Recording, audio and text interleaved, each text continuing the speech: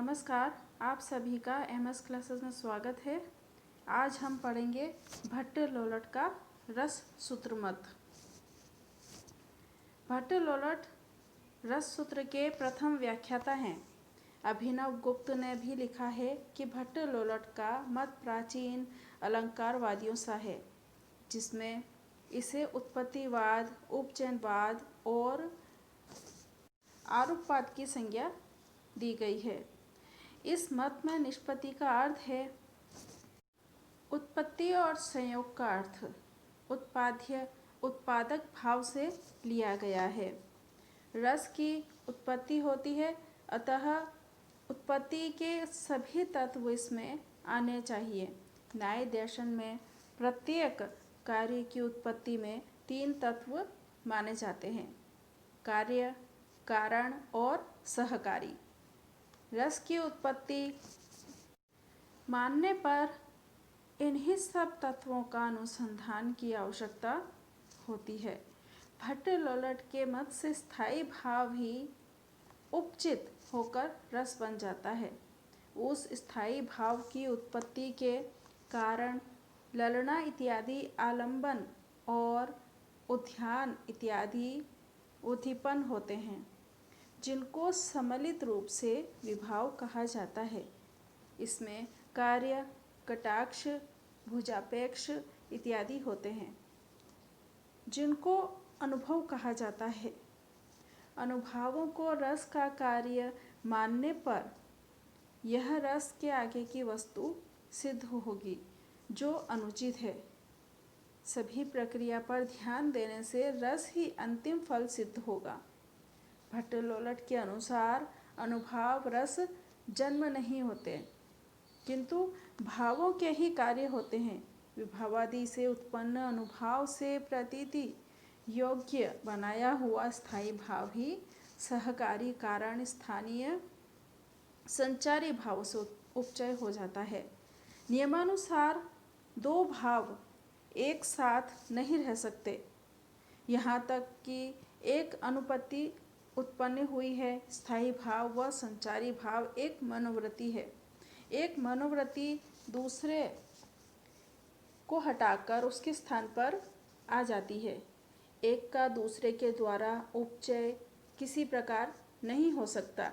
भट्ट-लोलट मानते हैं कि संचारी भाव स्थायी भाव के साथ सहचर रूप में नहीं रहते, वरन स्थायी भाव की संचारी भाव से वासना रहती है। इसलिए संचारी भावों से स्थायी भाव का उपचय हो जाता है।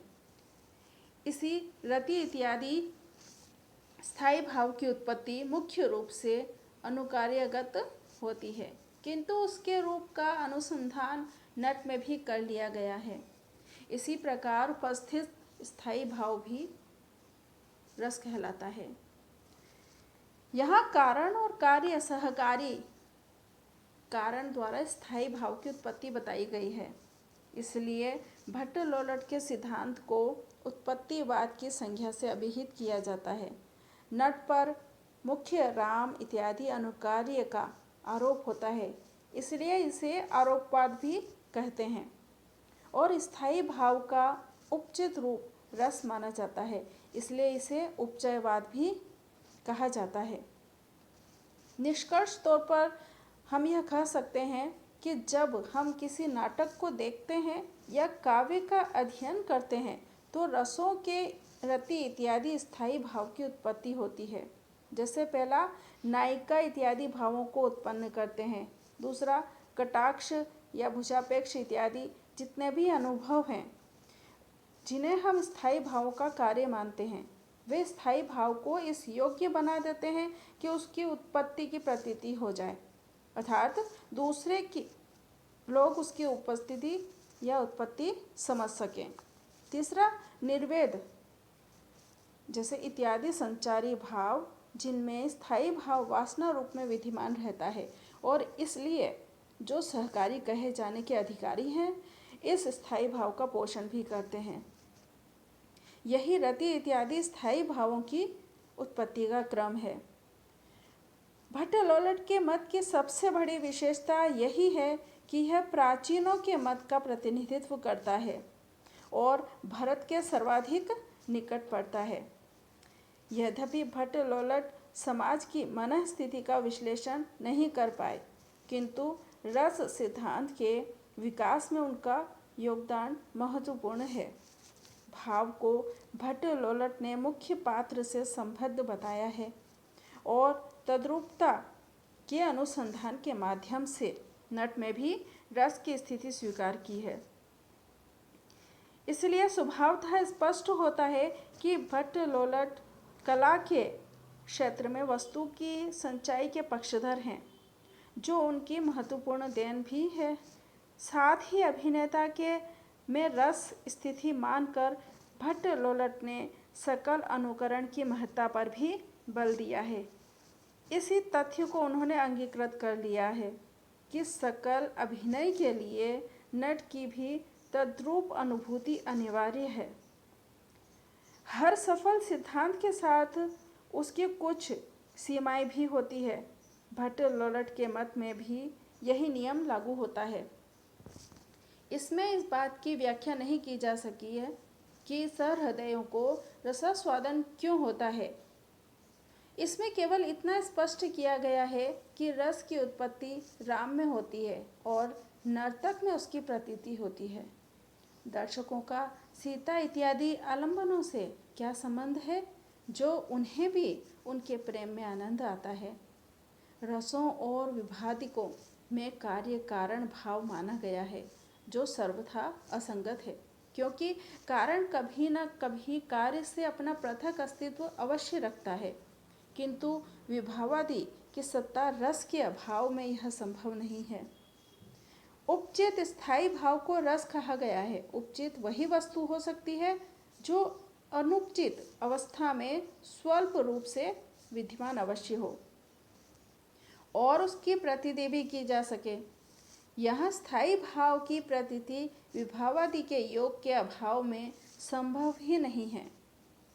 जब विभावादिकों से संबंधित होकर स्थायी भाव प्रतीत होता है, तब वह अनुपचित अवस्था नहीं रहती, अतः स्थायी भाव की सत्ता ही विलुप्त हो जाती है। इसके लिए यही आवश्यक होता है कि स्थायी भाव की परोक्ष सत्ता मान ली जाए। ऐसी दशा में पहले उसका शब्दाभिमान अनिवार्य हो जाता है।